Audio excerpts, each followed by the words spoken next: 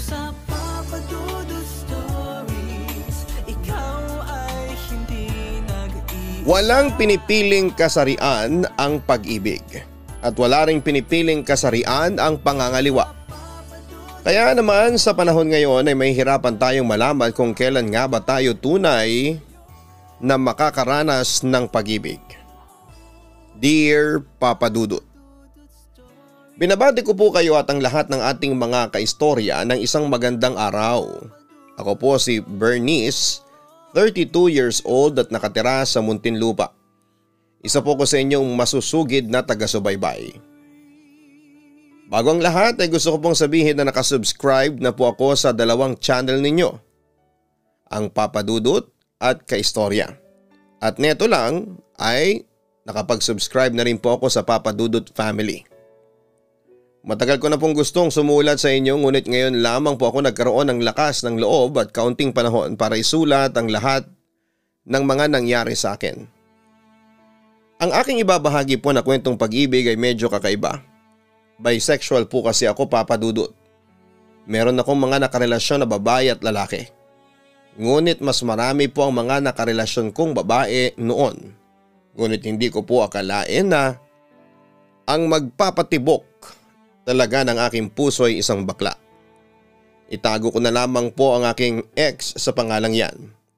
Kapag nagmumuher po kasi siyan, ang ginagayang niyang babae ay si Rian Ramos. At sa katunayan ay medyo kamukha nga po talaga niya ito. Mistesuhin po kasi siyan, gwapo at matangkad pa. Kaya naman po ay marami rin mga babae ang nagkakagusto rito. At nung high school nga po siya, nung hindi pa siya out ay medyo heartthrob nga daw po siya sa kanilang eskwelahan. Sa katunayan ay nakapag-out nga lang po siya sa kanyang mga magulang noong 25 years old siya. Pero dahil konserbatibo ang dating pulis na tatay niyan, ay hindi po talaga ito natanggap ng kanilang pamilya. Kaya't nakakapagmuher lamang siya ng todo kapag katuwaan lang. Pero kadalasan ay talagang straight na lalaki ang bihis niya. Samantala nagkakilala naman po kami niyan dahil barista po siya sa internet cafe na pinagtatrabahuhan ko.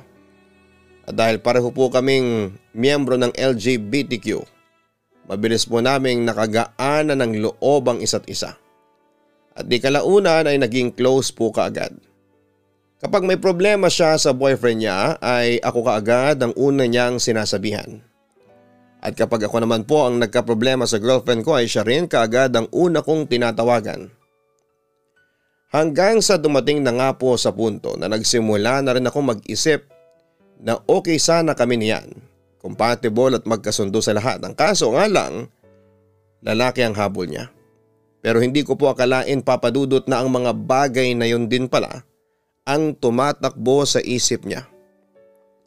Habang nagiinuman kasi kami ay lumalim ang pagkwekwentuhan naming dalawa hanggang sa nalaman ko na nagkaroon din pala siya noon ng karelasyon na lalaki.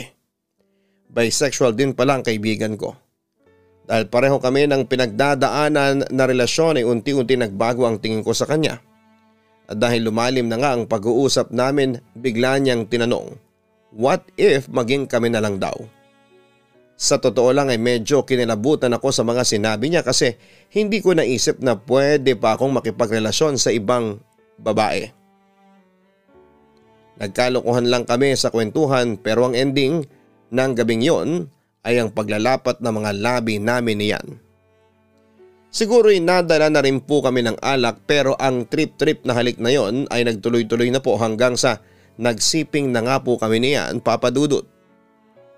Kinabukasan ng mahimasmasan ay naging awkward po kami sa isa't isa ng konti. Pero bago kami naghiwalay ay nag-usap din naman po kami kung ano nga ba ang dapat namin gawin sa nangyari. Kung kakalimutan na ba namin o susubukan namin. Nag-decide po kami na subukan, Papa Dudut, kaya't nang oras din yon ay nagkaroon na kami ng formal na relasyon niyan bilang magkasintahan. Nang malaman po ng aming mga kaibigan at ng aming mga kamag-anak na kami na, ay mas parang natuwa pa po sila sa amin. Noon pa po kasi kami pinagkakatuwa ang tuksuhin ng mga kaibigan namin dahil tomboy daw ako at siya naman po ay Becky. Kaya quits lang. Ang mga magulang at mga kapatid ko naman ay medyo na-weirduhan noong una. Pero natuwa na rin dahil kahit papaano raw ay lalaki pa rin ang nakatuluyan ko. Samantalang ang mga magulang at kamag-anak niyan ay walang mapaglagyan ng tuwa dahil babae rin ang nakatuluyan ng kanilang bading na anak. Naging masaya po ang pagsasama namin niyan, Papa Dudut. Sa katunayan habang tumatagal nga po ay mas lalo kong nakikita na siya ang tamang tao para sa akin. Napamahal na po sa akin ang husto siyan at ramdam ko naman na ganoon din siya sa akin. Kaya nga po siguro ay matapos lang ang 5 buwan ng relasyon namin ay nabuntis niya ako. Ate, sigurado ka na ba sa desisyon mo na magpakasal ka yan? Tanong ng kapatid kong si Nicole.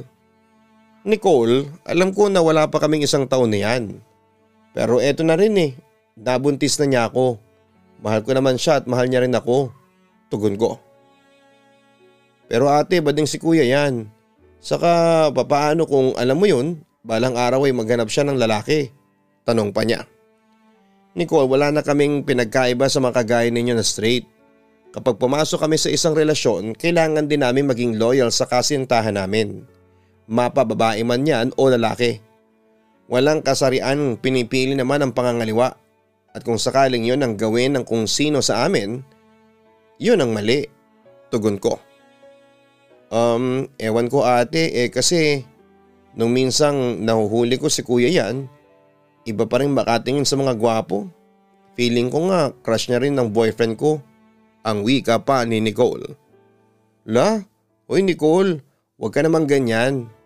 Hindi naman porket bading yung isang tao lahat ng lalaking gwapo ay gugustuhin na niya. At saka ano naman kung tumingin siya sa iba? Ako rin naman hanggang ngayon naa-attract at napapatingin pa rin ako sa ibang tao. Normal yun. Pero ang masama kapag gumawa ka ng mga hakbang para akitin yung type mo habang nasa relasyon ka pa. Saway ko sa kanya. Sorry na ate, pero ate, hindi ka ba napaparanoid? Ewan ko ba? Pero ayun lang. Ayaw ko lang na balang araw baka problemahin mo yan. Wika niya. Alam mo, sa totoo lang, mas maintindihan ko pa kung balang araw ay manlalalaki siyan. Pero siguro mas masasaktan pa ako kung mambababae siya. Kasi kung lalaki ang magiging third party, at least alam kong iyon may something na never kong kayang maibigay. Wika ko. Ikaw ate, sigurado ka ba na hindi ka maghahanap ng babae balang araw? Tanong pa niya. Hindi no, mahal ko siyan at hindi ko magagawang lokohin siya. Kumpiyansang sagot ko. Ewan ko te, ang komplikado naman niyang relasyon ninyo, napapailing na wika niya. Hi Nicole, kahit na anong kasarian, komplikado ang pag-ibig. Ibigay mo na lang sa akin niyang pag-aalala. Ako naman ang mapapangasawa niyan at hindi ikaw, tugon ko. Natuloy po ang pagpapakasal namin niyan at naging masaya po ang lahat para sa amin. Bumukod na po kami at nagsama na sa isang bahay, Papa Dudut. Naging maayos po at walang kaproble-problema ang pagbubuntis ko. Lalo pat palaging nakaalalay at nakasuporta sa akin siyan. Pagkapanganak ko po ay walang mapaglagyan ng tuwa siyan.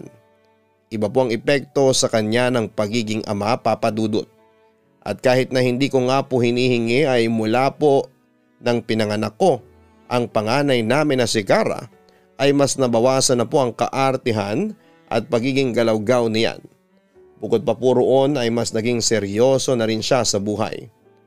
At nagdoble sikap pa sa future ng aming pamilya. At pagkatapos nga po ng 2 taon ay nagbuntis na naman po ako, Papa Dudut. At that point ay naging medyo tampulan na nga po ng biruan kami niyan. Kapag nagkikita kami ng mga dati naming barkada at niloloko nila kami na finally ay naniniwala na daw po sila na hindi lang daw po aksidente o trip-trip lang ang pagbubuntis ko. Mukhang nag-i-enjoy naman daw po pala siyan sa pagiging mister. At sa halos 3 taong pagsasama namin yon niyan ay akala ko po ay na-achieve ko na po ang happily ever after. Pero sa 6 na buwan ng pagbubuntis ko ay inatake po sa puso ang tatay niyan. At hindi ko po akalain na ang pagkamatay na yon pala ng aking biyanan ang magiging simula ng sunod-sunod na pagsubok sa aming samahan niyan, Papa Dudut. Nakaranas po ng matinding depresyon siyan matapos na mamatay ng kanyang ama. Bagay na naging mahirap sa akin lalo pat nagbubuntis ako sa pangapanahong yon. At pagkatapos ko mga anak, pansin kong hindi na po ganun kasaya siyan, di tulad nung pinanganak ko ang panganay namin. Nagbago po siyan at mas naging tahimik na siya at madalas nang late na umuuwi sa bahay. At kapag tinatanong ko po siya kung may problema ba siya ay hindi naman siya sa akin nagsishare. Hindi katulad dati na kapag may kwento o problema siya ay ako ang una niyang sinasabihan. At nang minsan nga po na nauwi sa malaking away ang simpleng bagay na hindi namin pinagkasunduan, ay doon na lumabas ang kanyang saloobin. Matapos daw po kasing mamatay ng ama niya ay na-realize niya na napakaikli lang pala ng buhay. Hindi ko po lubusang maintindihan kung ano ang ibig sabihin niya. Hanggang sa isang araw na ako'y naglalaba at nakita ko sa bulsa ng kanyang pantalon ng isang resibo. Resibo sa isang motel. Kaagad ko siyang kinumpronta at nung una ay ayaw niya pang aminin sa akin. Sinabi niya na hindi raw sa kanyang resibo na yon, nasa katrabaho niya lang daw yon. Mahal ko siyan pero hindi ako gaanong katanga Papa Dudut para maniwala sa kasinungalingan niya na yon. Kaya hindi ko siya tinigilan hanggang sa umamin siya na sa kanya nga ang resibo na yon. Na nag-check-in siya sa isang motel kasama ng isang lalaki. Hayop ka, niloloko mo ko, umiiyak na sigaw ko. Alam mo naman na ganito na ako, di ba? Wika niya. Pero kasal na tayo. Sumumpa tayo na magiging loyal tayo sa isa't isa. Ang wika ko. I'm sorry, nagkamali pala ako, Bernice. Simula nang mamatay si Papa, naging malinaw na sa akin ang lahat. Eto talaga ako, parang ang tagal ko na rin palang niloloko ang sarili ko. Wika niya. Hayop ka? Sinungaling ka? Niloloko mo ako, ginamit mo lang ako. Malakas na pagsampal ko sa kanya. I'm sorry, hindi ko sinasadya. At pag pinatagal pa natin to, Bernice, baka masaktan lang kita. Hindi ko may papangako na eto na ang huling pagkakataon na mangyayari ito kaya siguro mas makakabuti kung ngayon pa lang ay maghiwalay na tayo. Suhestyon niya. Hindi, nakukonfuse ka lang yan. Baka bahagi ng depression yan. Yan, kasal na tayo, please naman. Huwag mo naman sa akin gawin to. Pakiusap ko sa kanya. I'm sorry, Bernice. Naluluha na ring tugon niya. Alam kong mali Papa Dudut at alam kong isang katangahan pero nagmakaawa po ako kayan na huwag niya akong iwanan. Papa Dudut, ako ang niloko. Ako pa ang nagmakaawa. Alam ko naman po ng panahon na yon na parang nabawasan na at kung hindi man ay baka tuluyan na ngang nawala noon pa lang ang pagmamahal niya sa akin. Pero mahal ko po siya at hindi ko kayang mawala siya ng ganon-ganon lang sa buhay ko. At bukod pa dyan ay may 2 kaming anak na mga maliliit pa. Kaya't ang naging kompromiso po namin niyan ay ang magkaroon kami ng open marriage. Ibig pong sabihin ay pareho kaming malayo na pwedeng makipag-sex sa ibang tao kahit na kami kasal na. Pero syempre po kaming 2 lang ang dapat na makalam dahil magiging malaking iskandalo rin yon kapag nalaman ng iba. Labag na labag din po sa damdamin ko yon Papa Dudut pero sa panahong yon lang ang nakikita kong paraan para hindi ako iwanan niyan. At umaasa na lamang po ako na baka sakaling isang araw hopefully pag medyo malalaki na ang mga anak namin ay magsawa rin po siyan sa ganong klase ng setup at pamumuhay. At makaramdam ng muli ng totoong urge na mag-settle down at mag-focus na lamang sa amin ang mga anak niya. Pero nagkamali po ako Papa Dudut. Ang akala ko'y face lang yan kayan pero nagtuloy-tuloy na. At isang araw ay nagulat na lamang po ako nang dalhin niya sa bahay si Tope. Isa sa mga naging lalaki niya na nakilala lang sa isang dating app. Pinakilala niya ito sa akin at mas nagulat ako nang sabihin niya na sa bahay na muna titira si Tope dahil pinalayas ito sa tinitirhan nito. Saan siya matutulog? Dadalawa lang naman ang kwarto natin dito. Isa sa mga bata, yung isa kwarto natin, inis na tanong ko. Yan, mukhang ayaw yata ng misis mo na dito ako Aalis na lang ako. Akmang tatayo na si Tope pero kaagad siyang pinigilan niyan. Sinabi nito na walang magiging problema bago bumaling sa akin. Bernice, ano ka ba? Saway niya sa akin. Nagtatanong lang naman ako kung anong plano niya. Wika ko. Dito na muna si Tope. Tapos na ang usapan. Ang wika niyan. Nag-uuwi ka ng lalaki mo ngayon? Inis na sabi ko. Ano naman? Papatulugin ko kung sino ang gusto kong patulugin dito dahil ako naman ang nagbabayad sa bahay na ito. Ang sabi niya. Paano mga anak natin? Paano pag nahuli kayo naglalampungan ng mga bata? Paano mo ipapaliwanag? Isang malakas sa sampal niyan ang pumutol sa gusto ko pa sanang sabihin noon. Tumahimik ka. Hindi kami maglalampungan sa harap ng mga bata, ano ka ba? Wala ka na ba sa katinuan? Kung ano-ano mga tumatakbo niyan sa utak mo Basta dito titira si Tope hanggat gusto ko. Sigaw niya. Grabe na to yan. Grabe na itong ginagawa mo sa akin. Pag-iyak ko. Ang OA mo Bernice. Dito lang matutulog yung tao kung ano-ano na yung mga lumalabas sa bibig mong kababuyan. Sigaw niya. Wala na po akong nagawa kundi ang pumayag na sa amin na manirahan si Tope Papadudot. Ngayon habang inaalala ko ay na-realize ko po kung gaano po ako nagpakatanga noon. Pero naparilasa lang din po talaga ako ng takot. Takot na tuluyan nang mawala sa akin siyan. Takot kung ano ang mangyayari sa aming mag-ina kapag naghiwalay kami niyan. At takot na malaman ng ibang tao at ng mga kamag-anak ko ang kinahantungan ko sa piling ng taong ipinaglaban ko. At ang mga araw ay humaba na po sa mga linggo hanggang sa umabot na nga po ng 3 buwan na nakikipanirahan sa amin si Tope Papadudut. Dahil ilang buwan na rin naman po ako na nasa kwarto ng mga anak ko nang natutulog dahil dumedede pa ang bunso namin. Madalas ay doon na rin po natutulog si Tope sa kwarto namin ng asawa ko. Siyempre alam ko na ang ginagawa nila. Pero dahil alam kong wala rin naman pong mangyayari kapag inaway ko pa siyan, ay pinabayaan ko na lamang po ang ganong klase ng setup namin sa bahay. Laking pasasalamat ko na lamang po talaga na maliliit pa ang mga anak namin at wala pang kamuwang-muwang sa mundo. Kaya't hindi pa nila alam kung gaano kagulo at kakomplikado ang sitwasyon namin sa bahay ng tatay nila. Pero ang kinabahala ko po Papadudot ay nang isang araw ay makita ko si Yan at si Tope na nakikipaglaro kay Kara. Ang saya-saya po niyan at ng bata at bigla ko pong naramdaman na ako ang nanay pero mukhang ako pa ang magiging third party. Unti-unti pong nabuo ang takot sa sarili ko na baka balang araw ay mapalapit ang mga anak namin kay Tope at baka ang mangyari ako pa ang may tsapwera at sila na ang maging pamilya. May mga araw na iyak lamang po ako ng iyak Papadudot. Pakiramdam ko po ay natrap na ako sa sitwasyon na hindi ako makaalis. Gustuhin ko man na gawin ng tama ang umalis na sa bahay na yon at dalhin ang mga anak namin ay hindi ko po magawa dahil mahal ko pa rin siyan. At may bahagi pa sa akin na umaasa na balang araw magkakasawaan din sila o mag-aaway.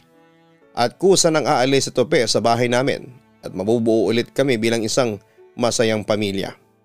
Pero habang lumilipas ang mga linggo at buwan ay mas lumalaki ang pakiramdam ko na malabo na yung mangyari at malabo nang bumalik pa kami sa dati at mabuo bilang isang masayang pamilya.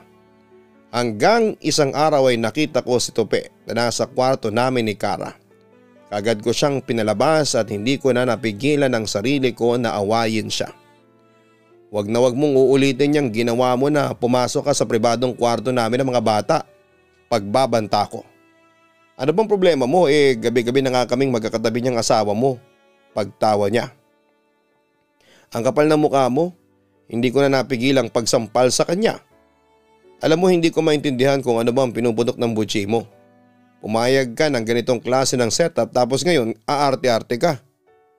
O baka naman kaya ka nagkakaganyan kasi naiinggit ka sa amin niyan. Pangingisi pa niya. Ang kapal ng mukha mo, sigaw ko pa. Pwede ka rin namang jumoin sa amin kung gusto mo. Wika pa niya na lalong nagpainit ng dugo ko. Nakakadiri ka, sigaw ko. Siguro nga okay ka. Isipin mo sa lambot niyan ni Yan naakit mo. Dagdag pa niya. Hindi ko inakit si Yan at wala kang karapatan dahil ako ang asawa at ikaw ay kabit lang. Sigaw ko. Kahit na ano pang sabihin mo bakla yung asawa mo. Hindi makukontento yan sa'yo. Kaya kung ako sa'yo mag-enjoy ka na lang din. Paglapit niya sa akin. Lumayo ka sa akin bastos. Isusumbong kita kay Yan. Pagbabanta ko. Isusumbong ng ano? Isusumbong na nilalandi kita? Ikaw lang naman ang nag-iisip niyan. Palibasa kasi mukhang tigang ka na. Muling paglapit niya sa akin. Bastos ka, nakakadiri ka. Subukan mo kong hawakan ulit at papatayin kita. Nang gigigil na sigaw ko sa kanya. Nang mangyari ang insidenteng yon sa pagitan namin ni Tope at nang makita ko na unti-unti na ring nakakapalagayan siya ng loob ni Kara ay unti-unti na pong nabuo ang pasya ko. Natuluyan ng umalis sa poder niyan at magsarili na lamang kami ng mga anak ko. Kahit na may bahagi po sa akin ang natatakot na maging isang single mother, ay unti-unti na po akong natatauhan na katangahan na ang umasa pang maaayos kami niyan at makakabalik sa dati ang pamilya namin. Isa pa po ay habang tumatagal ay nagiging iba na po ang pakiramdam ko kay Tope. Nung una ay may tingin po siyang hindi komportable ako, pero habang tumatagal ay mas nagiging agresibo na po siya at parang natutuwa po siya kapag nakikita niya akong naiilang sa kanya.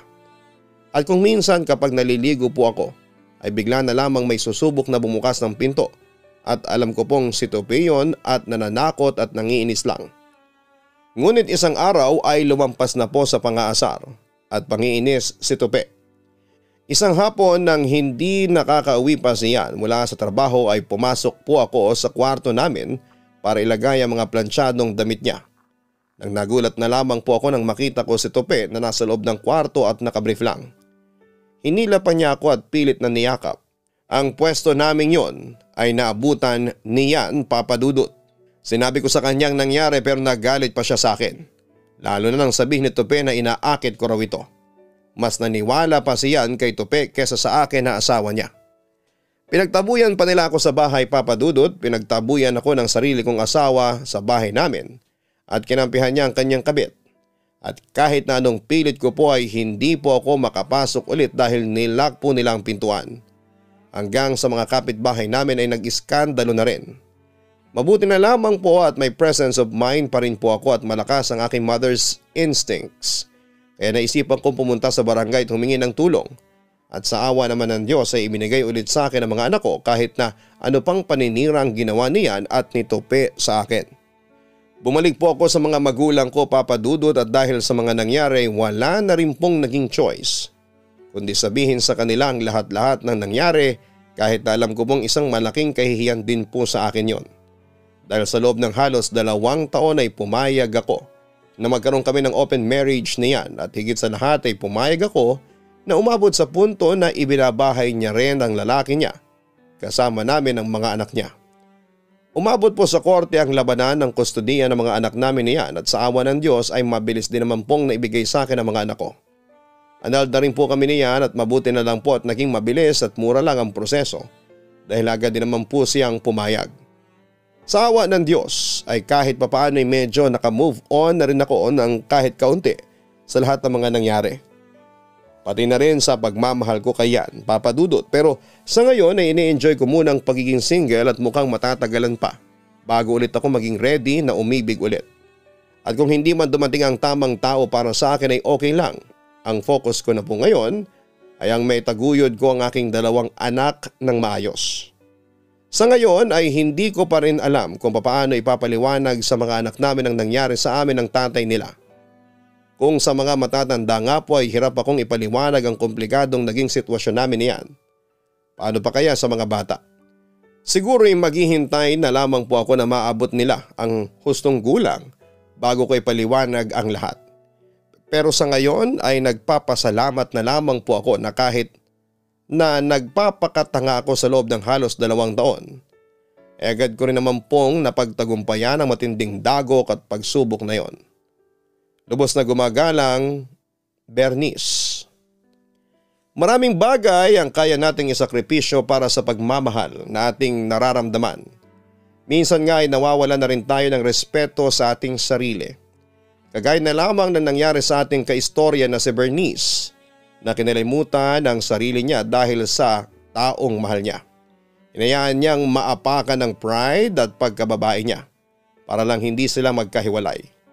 Mabuti na lamang at dumating ang araw na nagawa niya ring piliin ang sarili niya kesa sa ibang tao. Kaya maraming salamat, Bernice, sa pagbabahagi mo ng iyong kwento sa aking YouTube channel. Ang buhay ay ay mahiwaga, laging may lungkot at saya. Sa Papa Dudut Stories, laging may karamay ka.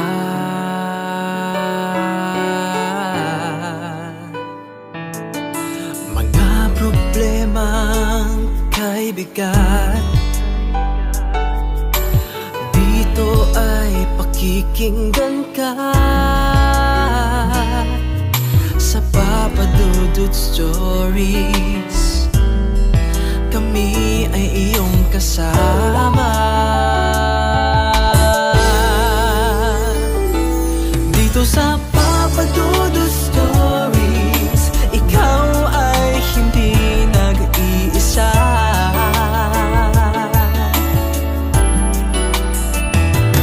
Dito sa Papa Dudut Stories, may nagmamahal sa'yo.